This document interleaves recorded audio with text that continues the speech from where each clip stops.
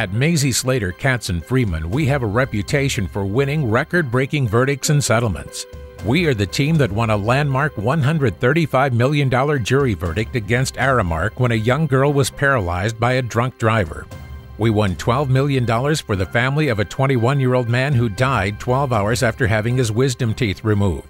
We won $14.7 million for a man who suffered severe injuries to his leg. We won $15.75 million for a New Jersey company which was victimized by accounting malpractice. And we won a $39 million class action settlement on behalf of the doctors of New Jersey against a large health insurer. At Mazie Slater, Katz & Freeman, no case is too difficult for us. We aggressively litigate every case, from the smallest to the biggest, leading the media to describe our lawyers as warriors. You have the option to choose the very best. Choose Mazie Slater, Katz & Freeman.